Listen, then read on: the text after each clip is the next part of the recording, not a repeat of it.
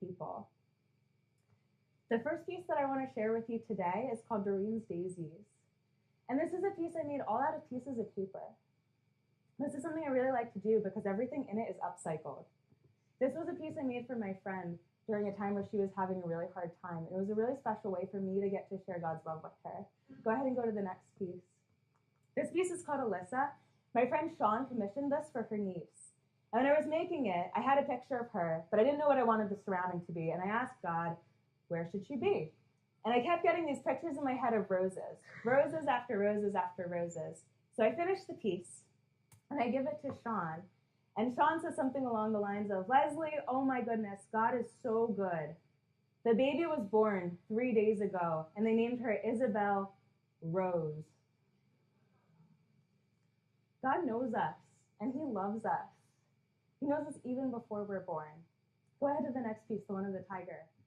This was a collage. It took me about 2 whole years to make, again, all pieces of paper, and I wanted to make something for my brother, Evan. And I said, God, what should I make him? I have no idea what he would like. And God said, make a tiger. And I literally thought to myself, God, that's kind of funny. My brother never really talks about liking tigers, but I love tigers, so here we go. And I make it. It takes me 2 years. And by the time I finish it, my brother had chosen Clemson University. Their mascot is a... Yeah, and God knows. He knows you, and he loves you. God knew what school my brother would choose even before I knew it. Go ahead to the next piece. God also shows me that he loves me through my art. This was a piece I was really frustrated with. I was really excited about it, but I didn't have a single good photo reference. It's surprisingly hard to find a good Ferris wheel picture on the internet. And I had literally just kind of given up. And I was telling God, hey, I'm really bumming because I can't finish this. And literally right after I had told God that, my friend called me and said, hey, Leslie, do you want to go to the Strawberry Festival tonight? Ferris wheels, merry-go-rounds, and fireworks. So then I added fireworks to the piece. And even more than just getting the photo references I needed to finish this piece, I left that carnival that night with the sense, wow, God knows my heart. And he loves me. And he knows what I want, even when it's just something like I'm making a painting. Go ahead to the next one. This next piece I started in high school. Again, it's a collage. And God showed me some things about how he sees me through this picture. This one started out as a trash-picked piece of cardboard. And I glued pink and beige paper scraps to it. Sometimes when I make art, I don't necessarily need to know where it's going. It's stream of consciousness. I just have fun with it. But with this one, I knew exactly what I wanted, and I was so, so excited. So I'm working on it, and my mom comes into my room, and I'm like, Mom, look, you have to see this. And it's basically a piece of cardboard, not even a straight piece of cardboard. It's like a little bit warbled with pink and beige paper scraps. And my mom's response is something like, okay.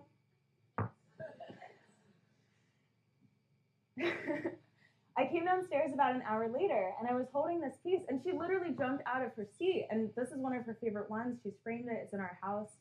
She's like my biggest fan, and she set up our house something like an art gallery.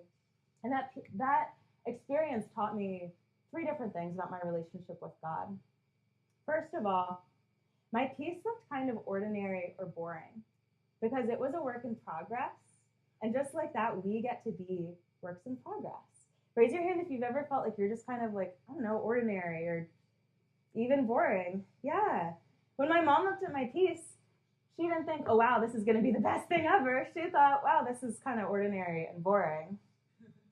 And sometimes I think we can look at ourselves that way, but that's not what God sees.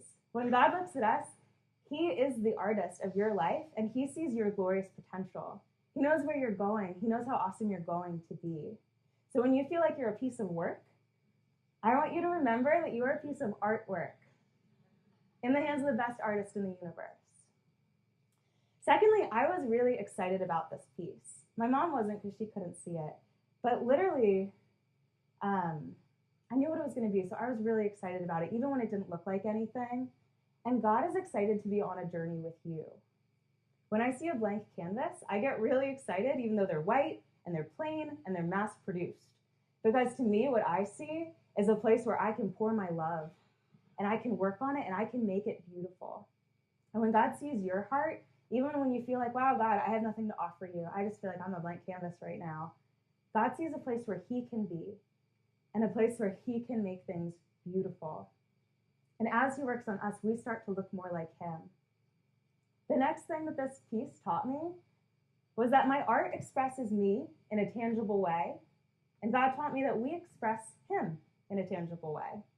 It was a really interesting experience to realize that my mom couldn't see what I saw until I used the physical pieces of paper to express it. I realized part of me had literally gone from being invisible to being visible. And we do that for God. In Genesis, God says, let's make man in our image. I always thought, what does that mean? We're in the image of God. This helped me understand it. God is love. And love is how do you see love? Love is invisible. But God made all of us. And we show parts of God's heart to the world. And specifically, Jesus does. The Bible says that Jesus is the image of the living God. And if you look at Jesus' life, Jesus painted a picture of compassion, of humility, of forgiveness, and of dignity. He treated women and outcasts as equals before feminism even existed, and before feminism was cool. And he treated people of other ethnicities as equals. Jesus served in ways that were considered lowly. While people brutally murdered him, his heart was to say, God, please forgive them. I don't know about you, but I would probably be singing more like, I don't know, Selah's song, Forget You, ooh, ooh, ooh, but with the original lyrics. Jesus has the most beautiful heart. He healed people. He spoke of God's love. And not only that, but he spoke of God's love in a way of, we don't need these extra rules. We don't need things that block us from coming to God. God already loves you how you are. The only people he got annoyed with were the Pharisees. And as I open my heart up to God, and as we open up our hearts to God, we get to become more like that. I remember what that meant for me in college. I realized as I pressed into God that I started doing the things that I didn't feel like doing, and I started looking for the places I could serve instead of how to get out of the hard stuff. And specifically in college, we had community showers. So that meant cleaning up the hair out of the shower drain, because nobody wanted to do that. And one day I realized this is what Jesus would want to do. This is what I should do. And each of us express a part of God that really wouldn't be visible without you. I learned different things about what love looks like from each of you at different times. And if I were to take each of your lives and I made a summary of your life, a painting, they would all be completely different, right? And I think that makes sense because no artist paints the same thing twice. God makes you all different. You're completely unique. And when I say unique, I spell that Y-O-U-N-I-Q-U-E-L-Y. You're one in 6.4 trillion, and that makes you so special and so valuable. Something I'm learning in the art world is that the value of a piece actually comes from the name of an artist. Who has ever gone to a museum and thought, my kid could do that?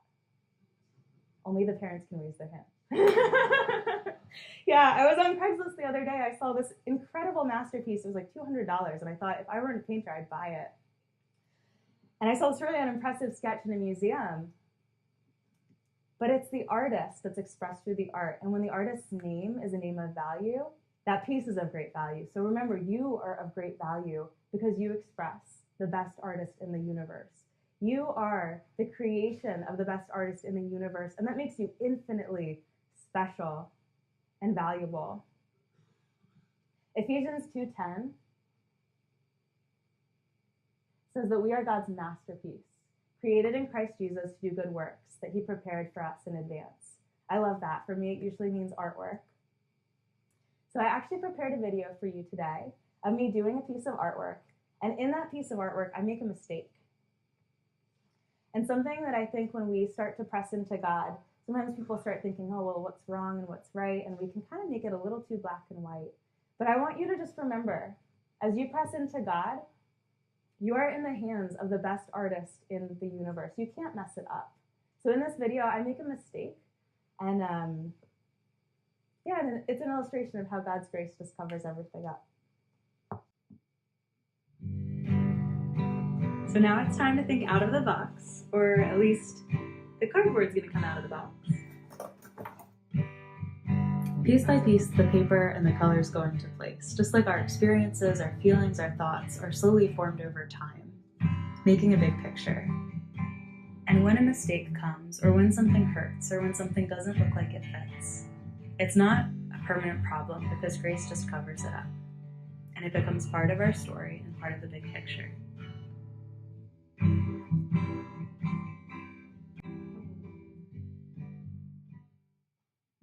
So lastly, one of you gets to keep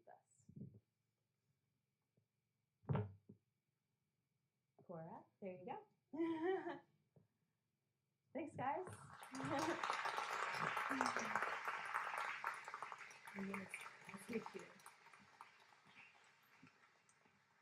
Well done, Leslie. It's really great to see how God speaks to you through art, communicates his love to you through art, but then that also gets communicated out through other people. Like with, was it Annabelle Rose? Elizabeth Rose?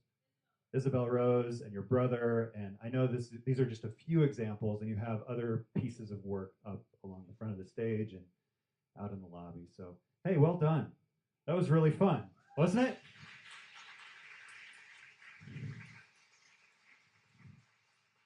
We should keep doing this. So we've got another talk lined up for today. You know her maybe as the one who stands behind the keyboard sometimes. This is our worship pastor, Sarah Elmer.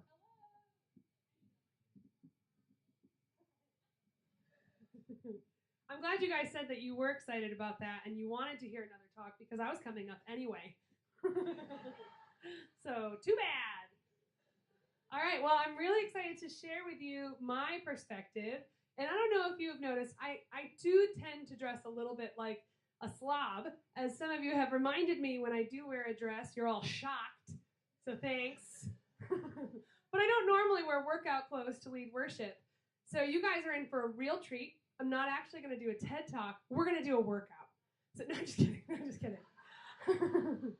Man, I've never seen so much panic in faces before. No working out. But I do want to talk to you about working out.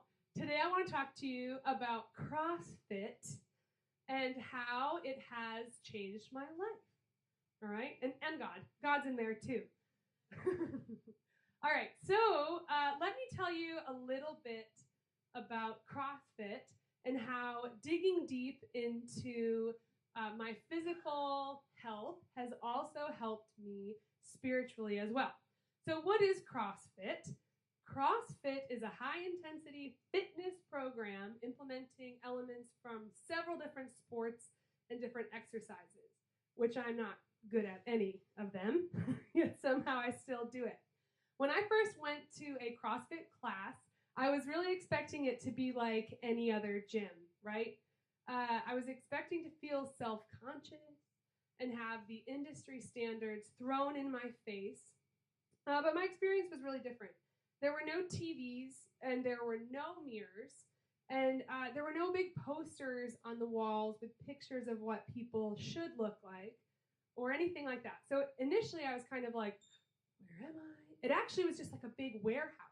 And actually CrossFit gyms are called boxes, not gyms, because they're just essentially in a big box.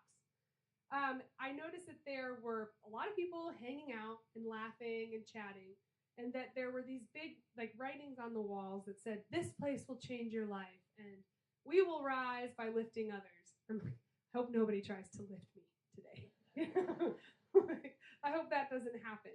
And after my first class, I was a mess, and actually I have a picture of it for you. I basically looked like a giant tomato covered in sweat. And that pretty much was the process. You can change that one right back to black now. And you know what? It's really hard. And I think to myself, why haven't I quit this yet? I mean, I've been doing it for about a year or so. And I've had gym memberships before. And I have been like a proud gym member for like 12 years. However, I've gone maybe 10 times. No, maybe 12 times. Because every New Year's Day, I was like, this is going to change. I'm going to be a new me. And I would go. But I've actually gone about 5 times a week pretty consistently for the last year and a half, which is big for me because I'm not a very consistent human being. So I was trying to think, like, why does it stick for me? Because it's not easy. In fact, we have something called a burpee. And I don't know if you've ever heard of these. You know, it sounds like a Slurpee, right? And Slurpees are delicious. So who doesn't like Slurpees? Everybody likes Slurpees. But no, burpees are not Slurpees unless it's like a Slurpee created in the pits of hell. Like, that's possible. But, you know, I know you guys don't know what this looks like, so I'm going to do a burpee for you. And by me, I mean Josh, because we're married, so we're considered one. And let's have him do two. Should he do two? All right. No, yeah. Do it real well. Okay, standard. 2 feet back up, and then one more. Again. Yeah. Thank you. Everyone. Me. Also, Josh does CrossFit. He's done it for a lot less time than I have, and he's much better at it. So you all know when your spouses are so much better at something that you told them they should do, how great that is. It's real fun to hear him talk about all the new things he can do while I'm still trying to do squats. But anyway, they're real hard. So, you know, I have been thinking, like, as a pastor, when I see a group of people coming together to do hard work and, like, they consistently show up, I think, that sounds a lot like church. Am I right? Like, we all come together to do things that are hard. We do life together. And so I think to myself, why? Like, why is CrossFit so sticky? Why do people show up day after day and still smile when they see each other? And why haven't I murdered my coaches? I don't know. So I have been thinking about these things, and I have made a list. The first thing about CrossFit is that they're very holistic. You show up thinking that you're just going to run around, sweat, and go home and eat a cake. You know, then it all evens out, but it doesn't. So you go there and they get you because they're like, now you're working out. And they're like, hey, Sarah, you know, how's your eating? And you're like, none of your business. So they ask you about your eating, and then they say, hey, are you getting enough sleep? Are you stressed? You seem real stressed. So it's holistic. They ask you about all these different parts of your life. Sounds familiar, right? That's something that we do here. The other thing is that it's inclusive. I have another picture. This is one of my classes, and we're a pretty motley crew. Lots of different body types. And we all get to do that. And actually, I have a different picture that I want to show you for the inclusiveness. That is Theo, my son. That's me dying to the left. And that's my mom. She is older than 60. I can't say the exact age because she might listen to this. Oh, my daughter sold her out. And she came and showed up, and my gym was so excited to have her, they set up a workout just for her. And you can be 9 or 90, and you're invited to come. Everybody gets to play at CrossFit, which is something we say here at the Vineyard. Everybody gets to play. So no matter how old you are, what your giftings are, what you're good at, what you've done, what you haven't done, there's a place for you here, and we want you to get involved. Very similar to what CrossFit does. Another thing that I have found that I did not expect is that I am forced to stay present in the moment when I'm working out. I tend to be a person that gets very stuck in my head. My thoughts spin around. I might get a little anxious. And I can't do that when I'm dying, right? When I'm just trying to finish a set of push-ups or a run, it's very hard for me to be like, I didn't finish that thing, and then everyone's going to be mad at me. Instead, I'm thinking, please don't die. God, please don't let me die now. So it focuses me to get out of my head and into my body, and I don't think I've necessarily valued that. You know, I think that I've always thought about my emotional health as being something very different than my physical health.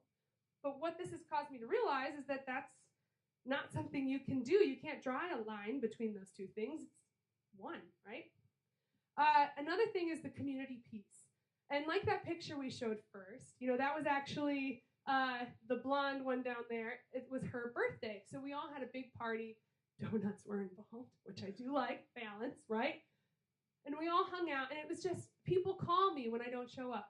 People ask me where I've been. If I can't finish something, somebody who has finished their workout will find me and finish with me.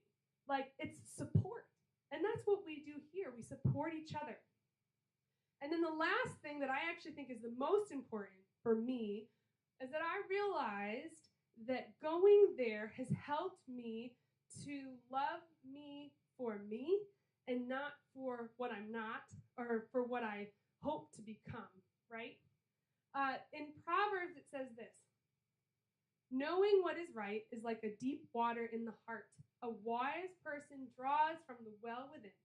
Lots of people claim to be loyal and loving, but where on earth can you find one?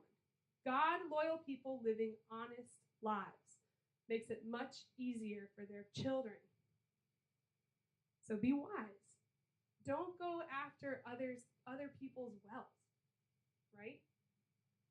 Look for the wells within your own heart. Look within. Don't try to be like somebody else. Be you. So first, we're loyal to God, right? We put our energy into being loyal to Him. And then we live honest lives, real lives. At CrossFit, I was encouraged to be the strongest and best person of who I was made to be. Now, I know this is the same for both genders, but I will say that us women get a lot of things thrown at us, saying especially what our bodies should look like. It's been that way forever, right? Things saying how we can be beautiful, how we can attract the opposite sex, how we can look better, what's wrong with us. And that mark is always changing. You know, it's always changing.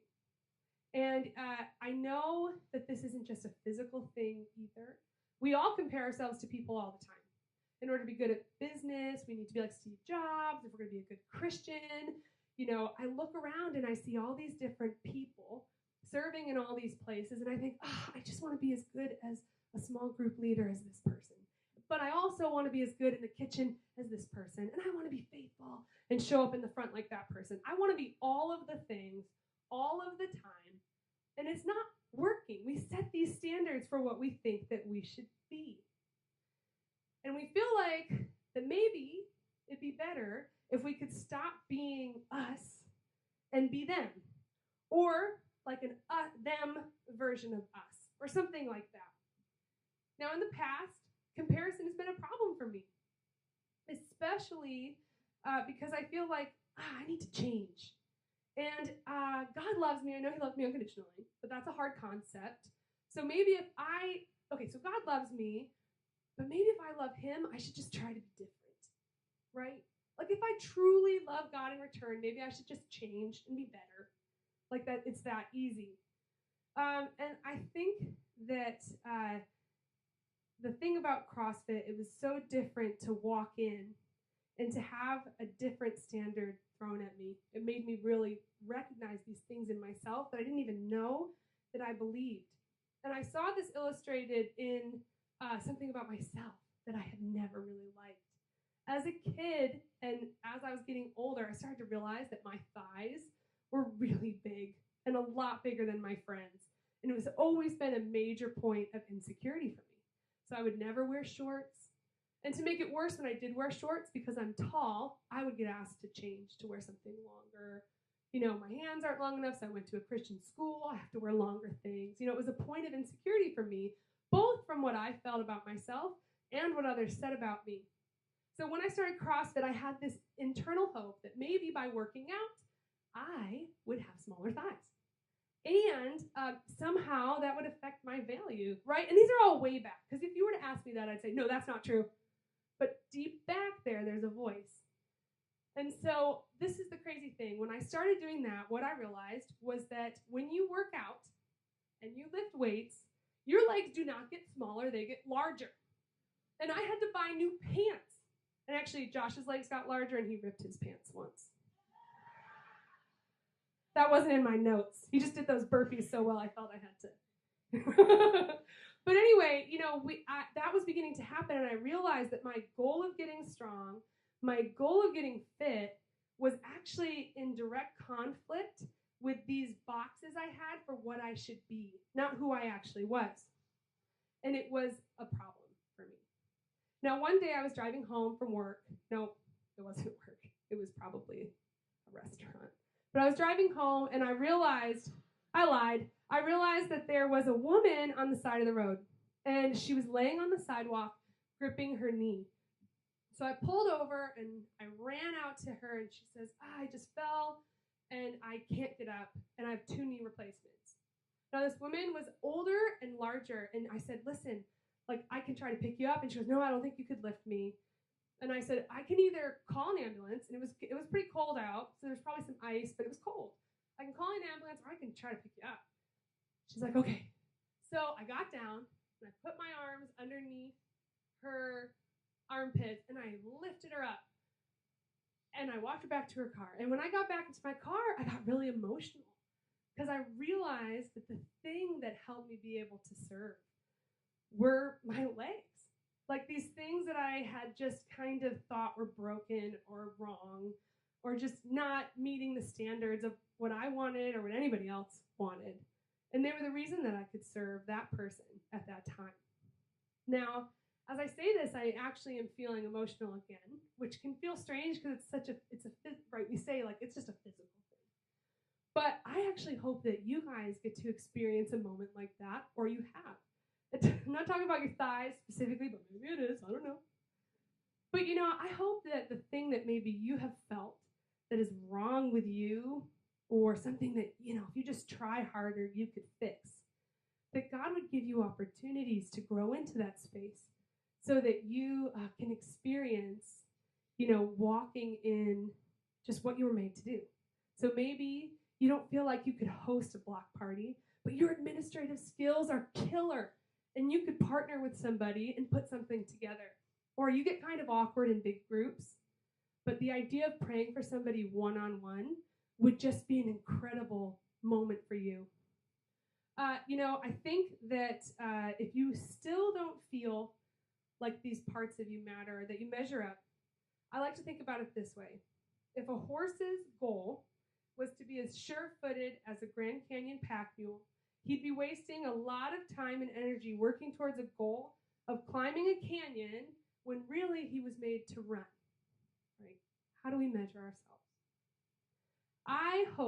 My hope for this community is that we would continue to support each other on our journey of personal growth, and that we would encourage each other to do the deep inner work of knowing ourselves, a little bit of what Leslie was saying, like the individual paintings that we all are, that we will continue to look and discover what God is creating in us, and that we will make space for God to show us who we are, that we are loved.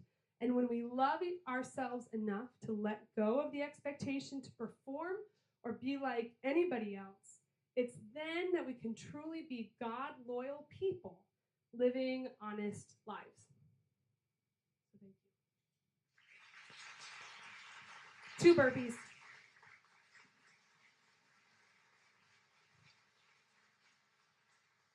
I cannot do 1 burpee. I believe in you. No. Hey, do you guys know what the word edified means? Edified means to be built up, like spiritually on the inside. I feel like I was edified today. So thank you, Sarah. Thank you, Leslie.